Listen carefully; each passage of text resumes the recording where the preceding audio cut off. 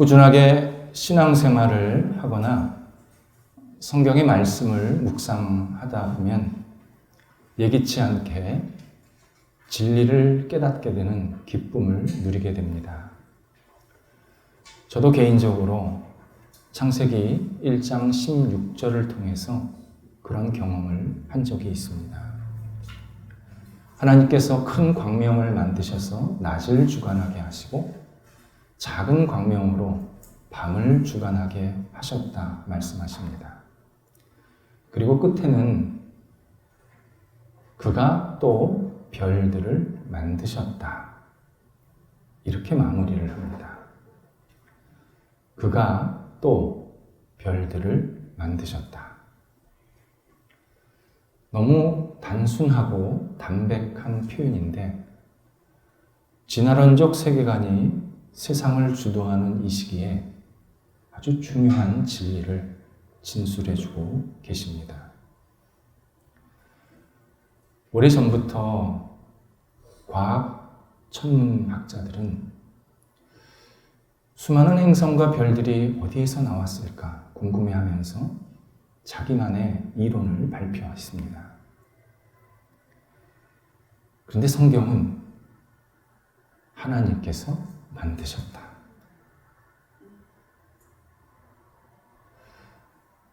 너무 단순해서 믿기지가 않습니다. 그래서 이런 진술을 사람들이 읽으면 성경의 내용은 비과학적이야. 무지한 이야기야. 치부합니다. 하지만 성경의 말씀은 과학 이전에 쓰여진 과학을 압도하는 명쾌한 진리입니다. 수천억 개에 달하는 별들, 태양보다 몇억 배가 밝다고 하는 초신성들, 은하계, 블랙홀, 모두 하나님의 피조물이다 말씀하십니다. 이것을 사람들이 받아들이고 안 받아들이고는 그 사람의 문제입니다. 사람들은 지식이 있는 체 하면서 성경의 내용을 자주 무시합니다. 그렇지만 사람이 성경의 내용을 평가했다면 성경이 우리에게 말씀하시는 것도 진지하게 받아들일 필요가 있습니다. 내가 성경을 무시했다면 하나님께서 성경을 통해서 나한테 얘기하시는 내용들을 정말 깊이 받아들일 필요가 있습니다. 만약 성경의 내용이 진리라면 사람들은 지금 엄청난 오류를 범하고 있는 중입니다. 그리고 성경은 아주 오래전부터 우리들에게 중요한 진실, 진리들을 계속 말씀하시고 있는 중입니다. 사람들은 성경의 내용을 아무렇지도 않게 받아들이지만 실제로 하나님께서 이 성경을 우리한테 주시기 위해서 얼마나 많은 시간과 그리고 정성을 우리한테 쏟으셨는지 모릅니다. 하나님의 말씀을 깊게 들여다보면 결코 내가 그 말씀을 무시할 수 없는, 그리고 그 말씀을 깊이 받아들이면 받아들일수록 나 자신에게 새로운 깨달음을 주는 그러한 진리들을 발견하게 됩니다. 하나님께서 우주를 만드셨듯이 하나님은 인간을 만드시고 당신의 손길을 우리 안에 넣어놓으셨습니다. 모든 사람이 이걸 가지고 있습니다.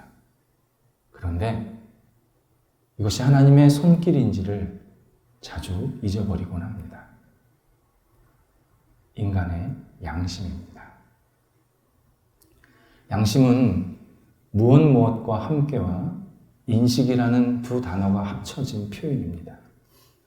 그래서 양심은 인간 내부에 있는 인식과 함께 밖으로 표출된다는 뜻입니다. 양심은 그냥 안에만 있지를 않고 반드시 그가 가지고 있는 양심이 바깥으로 행동으로 나타나는 특징이 있습니다. 양심은 하나님께서 인간에게 올바른 행동을 할 수 있게 주신 능력입니다. 그래서 디모데전서 1장 5절에서 양심 앞에 선함이라는 단어를 붙였습니다. 양심은 처음에 표출될 때 선하게 작동된다는 뜻입니다. 그래서 양심을 통해서 하나님을 생각하고 하나님을 따르고 그리고 하나님이 기뻐하시는 모습대로 계속 살아갈 수 있도록 우리 안에 넣어놓으신 능력이 양심입니다.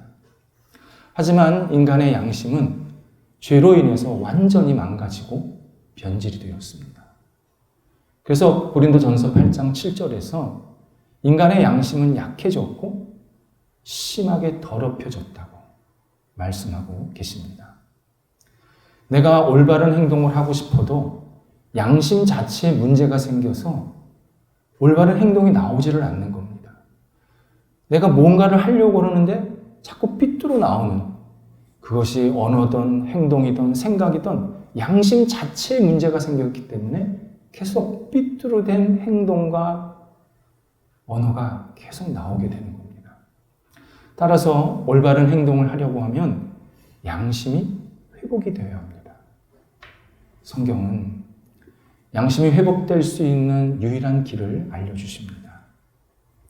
하나님께서 우리 안에 양심을 넣어놓으셨기 때문에 하나님의 손길이 닿아야 양심이 회복되게 만드신다고 약속하십니다. 예수 그리스도를 믿고 의지할 때, 예수님을 만날 때, 하나님의 말씀에 인도하심을 받을 때 비로소 양심이 제대로 작동하기 시작합니다. 그때부터 그 사람은 하나님께서 원하시는 기쁜 삶을 한 단계 한 단계 앞으로 나갈 수가 있게 됩니다.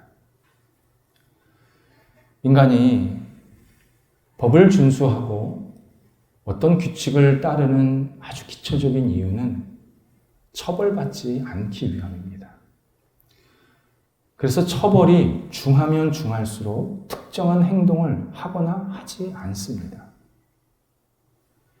이것은 처벌이 있느냐 없느냐에 따라서 그 사람의 행동이 달라진다는 의미입니다. 요즘 자동차는 고속으로 달릴 수 있도록 고성능 최첨단 기계를 달고서 출시가 됩니다. 하지만 우리나라에서 과속은 불법입니다. 과속하면 벌금, 벌점을 물게 되고 심한 경우는 면허가 취소가 되기도 합니다. 그러다 보니까 고급차를 가지고도 제대로 속력을 내지 못하고 차를 바꾸는 경우가 비일비재합니다. 계기판에는 300까지 써 있는데 실제로 그 반도 못 달려, 반도 한번 제대로 달려보지 못하고 차를 폐기 처분하고 또 좋은 차를 사야 되는,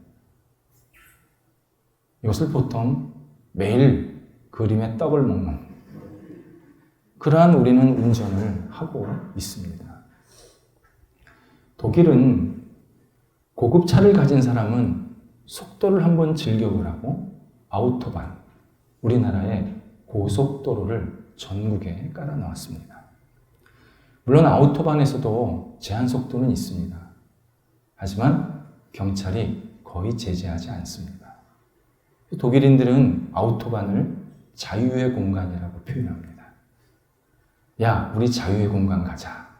그러면서 고급차의 진열 내지는 각축장으로 만들기도 합니다. 처벌이 있느냐 없느냐에 따라서 이렇게 사람의 행동이 달라지는 겁니다. 과속이 정말 잘못됐다고 생각을 했다면 처벌을 하든 안 하든 하지 말아야죠. 근데 처벌을 안 한다 그러면 과속을 합니다. 처벌을 강력하게 한다? 그러면 과속을 하지 않습니다. 바울이 5절에서 그리스도인들은 처벌 때문에 준법하는 것이 아니라 하나님께서 주신 회복된 양심을 근거로 법을 지켜야 한다. 이렇게 권면하고 있습니다.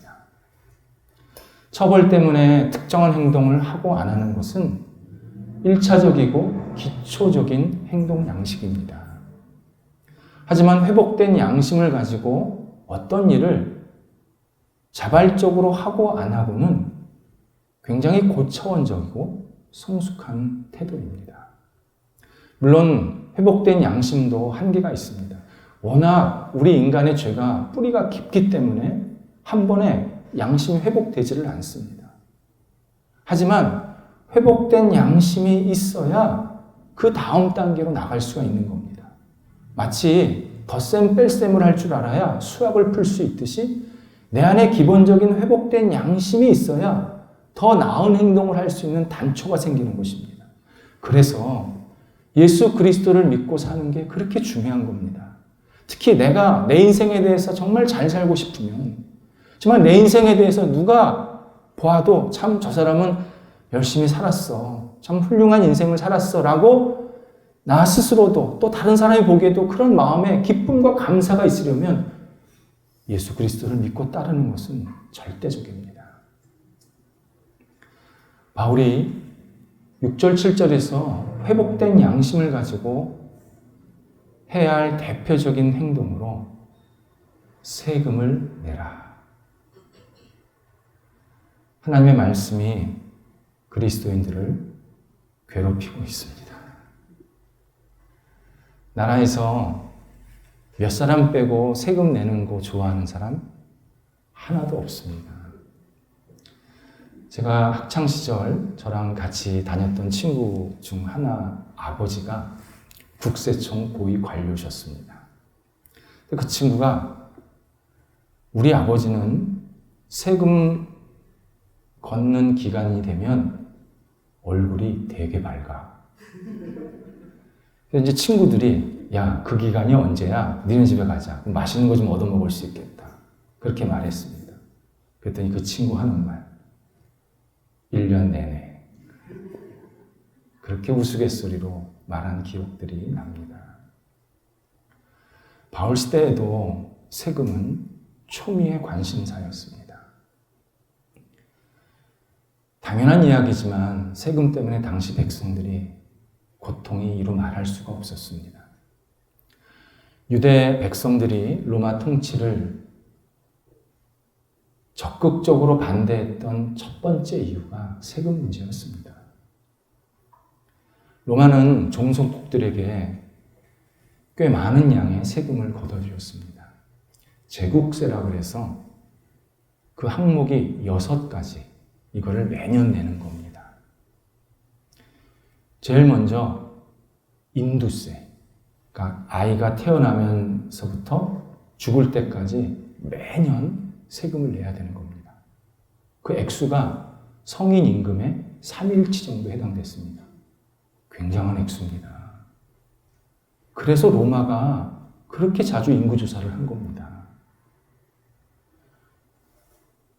두 번째 항목부터 6번째 항목이 재산세, 토지세, 관세, 거래세, 그리고 통행세가 있었습니다.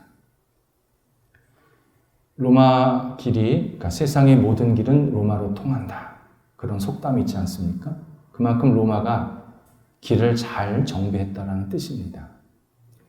후손들은 그 길을 보면서 야, 로마 기술 좋다. 참 길 잘 만들어놨다. 그렇게 칭찬하지만 사실 그 길, 그 당시 백성들의 눈물이었습니다. 거기에 이스라엘의 경우 자국을 잘 유지하기 위해서 내국세를 받았습니다. 거기에 세리, 곧 세금 징수원들이 수수료 명목으로 일정 비율로 붙여서 더 많이 걷어들였습니다.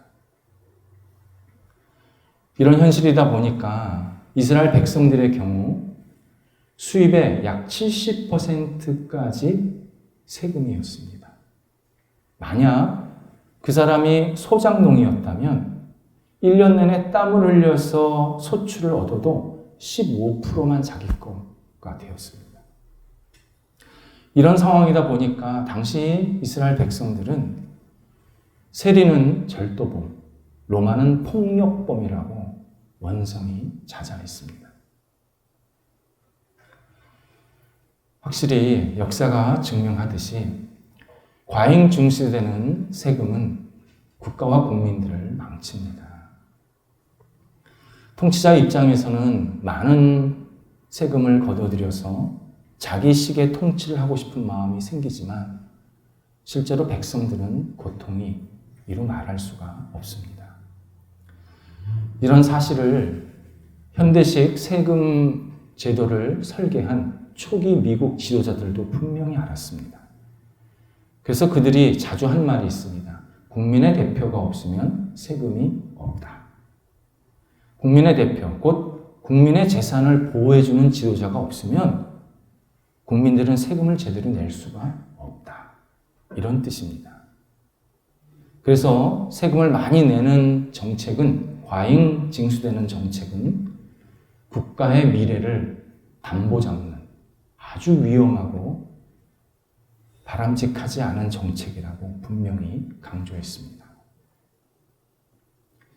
바울이 그리스도인은 양심을, 회복된 양심을 근거로 세금을 내야 된다라는 이 말이 그리스도인은 세금을 잘 내라, 세금을 많이 내라, 그런 의미로 우리에게 하신 말씀이 아닙니다. 성경을 그렇게 이해하면 성경을 율법적으로 받아들이는 대표적인 이해입니다. 그래서 신앙과 관계없이 세금을 많이 내는 사람이 의인입니다.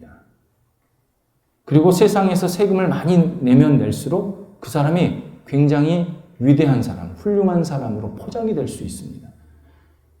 그래서요, 북유럽 사람들이 세금을 많이 내서 일어난 현상이 있었습니다. 교회를 안 다녀요. 신앙을 다 버렸어요. 북유럽은요, 마틴 루터의 영향을 받아서 한 마을에 교회가 2개, 3개 있었던, 복음의 부흥이 있었던 지역이었습니다. 프랑스 파리를 중심으로 북쪽으로 올라갈수록 루터의 영향을 받아서 교회가 마을마다 계속 세워졌어요. 파리를 중심으로 남쪽으로 내려갈수록 카톨릭의 영향을 받아서 마을마다 성당이 다 세워졌어요. 그런데 남쪽도 마찬가지지만 북유럽이 완전히 망가졌어요.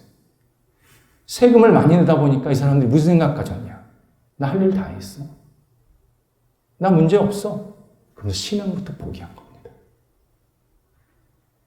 바울은 이것보다 훨씬 근본적이고 중요한 사실을 우리들에게 지금 알려주려고 하는 겁니다. 이것을 먼저 예수님께서 우리들에게 가르쳐 주셨습니다. 마태복음 22장에서 어느 날 바리새인들이 예수님께 찾아옵니다. 가이사, 곧 로마의 황제에게 세금을 내는 것이 옳습니까? 옳지 않습니까? 이렇게 묻습니다.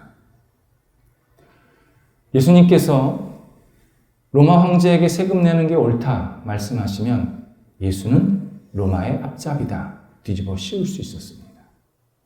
만약 옳지 않다 그러면 예수는 로마의 적대 세력이다 공격할 수 있었습니다. 이 예수님께서 동전을 가져오라 말씀하시니 그리고 동전을 보여주시면서 이 형상이, 이 동전 안에 있는 형상이 누구의 것이냐 물어보십니다. 가이사라는 답이 나왔습니다. 이때 21절에서 예수님께서 이렇게 말씀하십니다.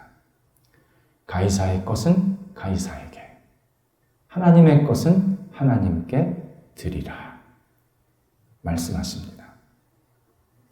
예수님은 사람들의 질문에 진짜 의도를 아셨습니다. 사람들이 세금 내는 게 맞습니까? 틀립니까?를 물어본 게 아닙니다. 우리가 로마의 세금을 내면 하나님께 드리는 것은 생략 가능한 거 아닙니까? 이건 물어본 겁니다.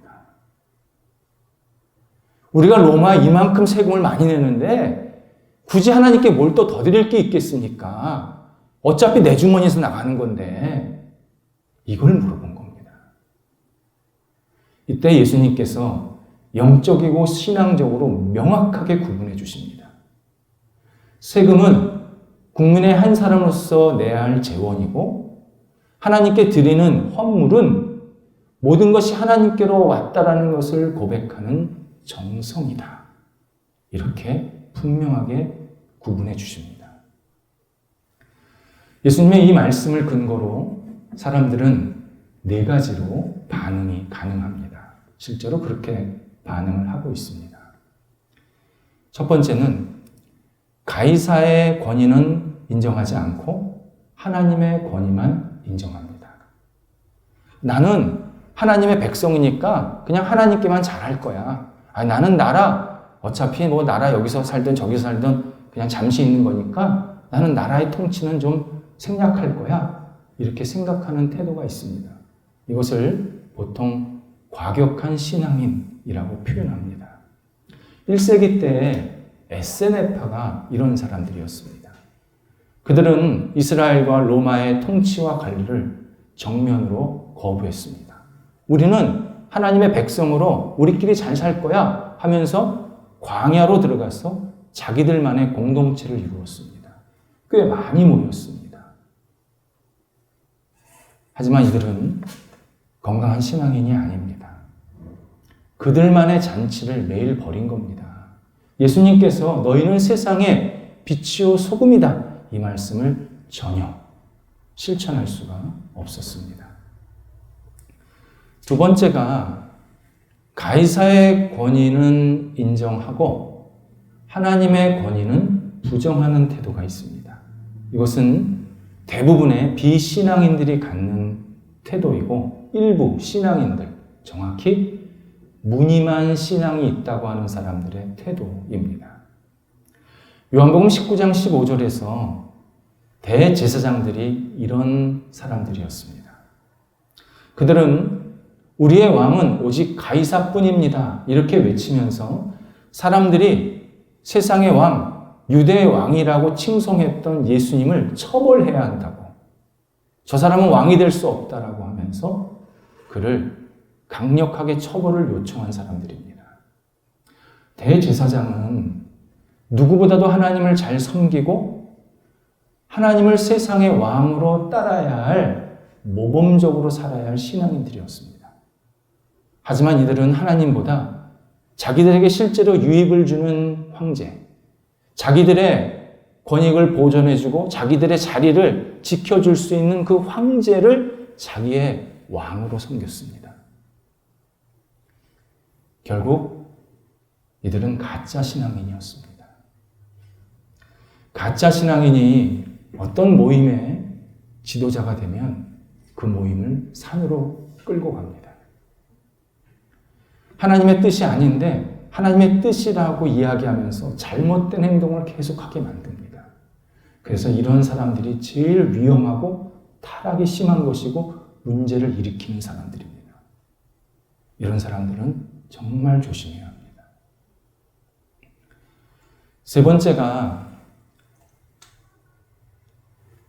두 개의 권위를 다 인정하는데 가이사의 권위를 우선하는 사람들이 있습니다.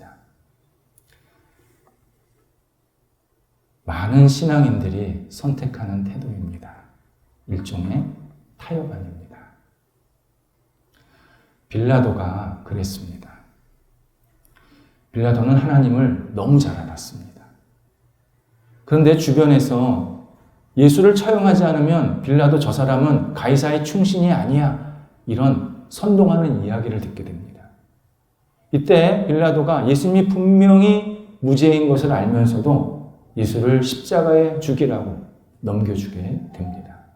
빌라도는 자신이 가이사의 충신이라는 사실을 증명하고 싶었습니다. 이런 사람의 특징은요, 사람들의 눈치를 많이 봅니다. 여론의 향배에 따라서 계속 행동이 바뀝니다. 많은 사람이 옳다 그러면 자기도 옳다고 생각합니다.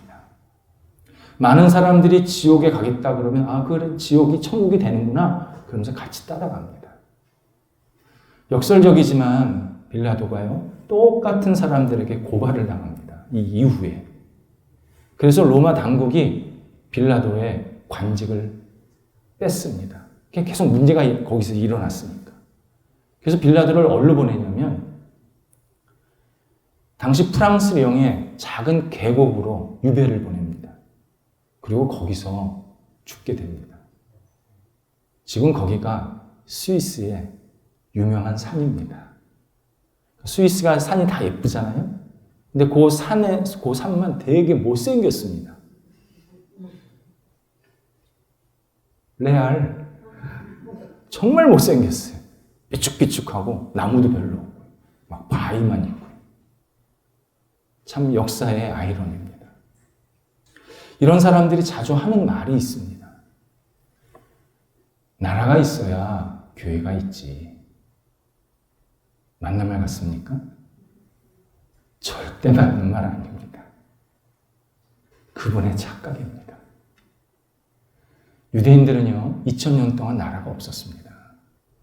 전 세계를 곳곳을 떠돌아다녔습니다. 그런데 자기가 사는 지역에서 제일 먼저 우리로 표현하면 교회, 그들의 언어로는 회당을 세워놓고 제일 먼저 했던 게 예배였습니다.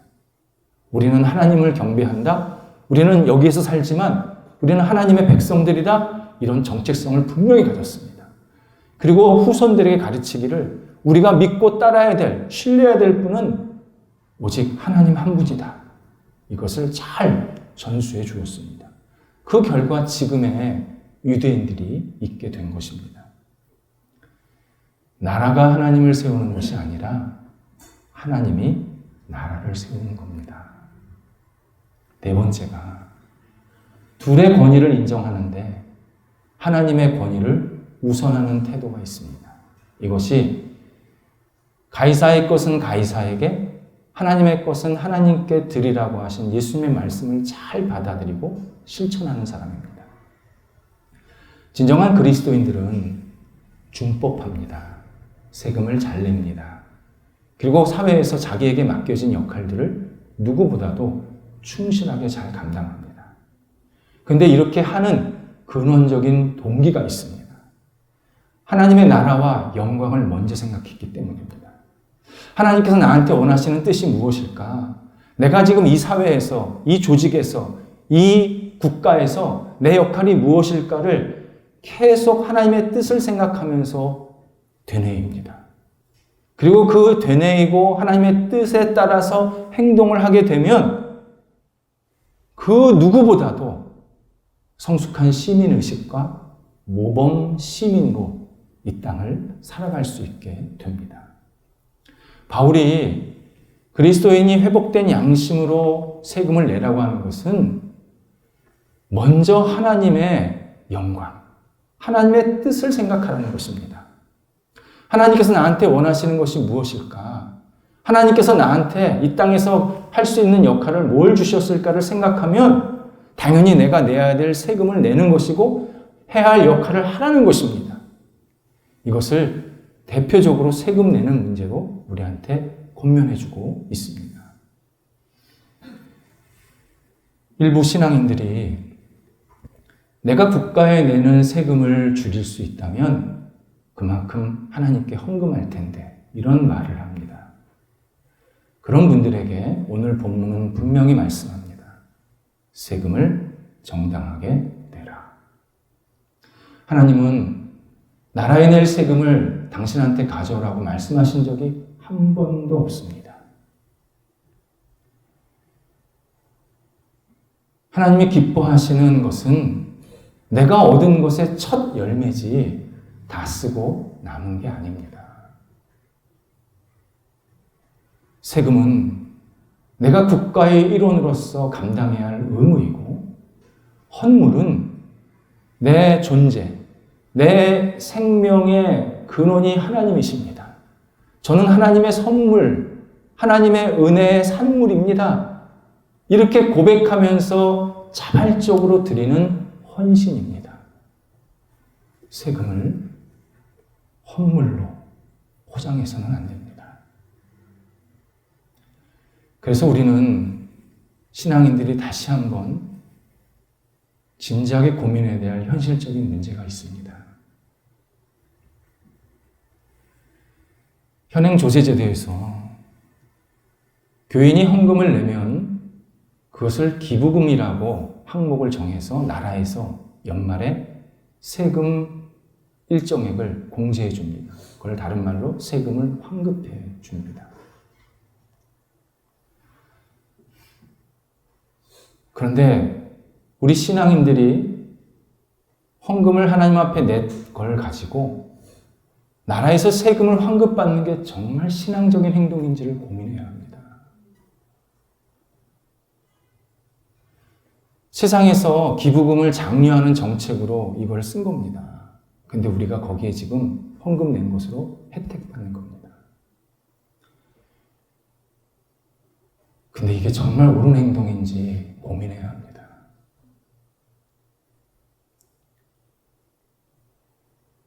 지난 주 중에 저한테 어떤 분이 전화하셔서 헌금을 내고 싶다고, 기부금 영수증을 떼주실 수 있냐고 여쭈었습니다. 떼드릴 수 없습니다. 말씀드렸습니다. 더 이상 얘기하지 않았습니다. 신앙인이 내가 하나님 앞에 드린 것을 가지고 세상에서 헌금을 세금으로 환급받는다. 이게 정말 하나님의 뜻일까요? 세금을 환급받지 못했던 신앙의 선조들은요, 우리보다 더 헌신했습니다. 근데 우리는 그들보다 훨씬 잘 삽니다. 근데 더 마음이 비좁습니다. 잘못된 신앙의 형태가 지금 계속 반복이 되고 있습니다. 진지하게 고민해야 합니다. 그래서 바울이 두려워할 자를 먼저 두려워하고 존중할 자를 존중하라, 그렇게 표현하고 있는 겁니다. 두려워할 자, 하나님을 경외하는 것을 먼저 하고 존중, 세상의 법과 통치자를 인정하라. 하나님을 존중하고 하나님을 높이고 하나님을 하나님 되게 해야 비로소 내가 법도자 지킬 수 있고 지도자도 지킬 수 있고 통치자도 인정할 수 있다. 분명히 우리에게 말씀하고 계십니다. 근데 우리는 이걸 막 섞습니다. 그리고 내 마음대로, 어떨 때는 통치자, 어떨 때는 하나님,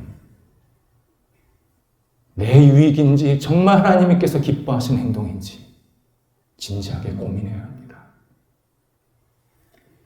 다 쓰러져가는 영국을 지금처럼 세계 최강대국으로 만든 대처 총리가 있습니다. 그녀는 강력한 지도력과 국가 정책으로 영국을 바로 세워내었습니다.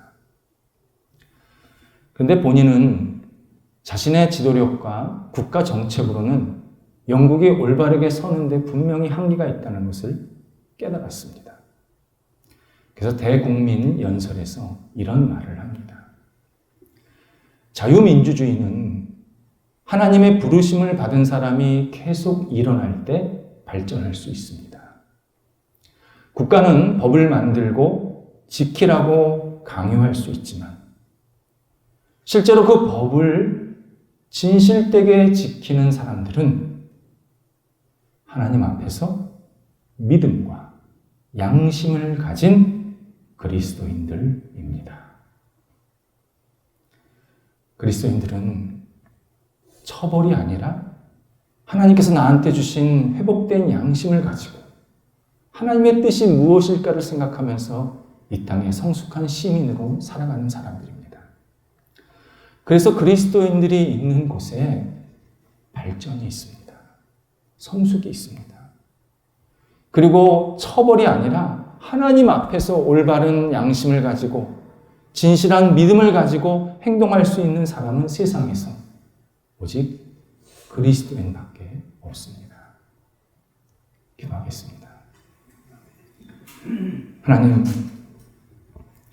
하나님께서 저희들을 사랑하시고 구원해 주신 그 생명의 은혜에 응답하는 마음으로 이 땅에서 하나님의 기뻐하시는 모습대로 성숙한 시민으로 살게 하여 주옵소서. 저희들에게 나라를 주신 것 감사하고 저희들에게 함께 모여서 신앙생활할 수 있는 모임 주셔서 감사하고 저희들이 생활할 수 있고 일할 수 있는 공간과 일터를 주신 것도 감사를 드립니다. 오직 하나님이 주신 그 놀라우신 사랑 안에서 저희가 다시 생명력 있게 살아가게 도와주시고, 우리를 만나는 사람들이 복받게 하시고, 우리를 만나는 사람들이 하나님의 뜻을 함께 생각할 수 있는 큰 은혜를 베풀어 주시옵소서. 우리 그리스도인들이 대한민국 속에서 빛을 발하게 하시고, 세상 속에서 올바른 행동을 할 수 있는 믿음의 사람이 될 수 있도록 성령께서 날마다 저희와 동행하여 주옵소서. 예수님의 이름으로 기도드립니다. 아멘.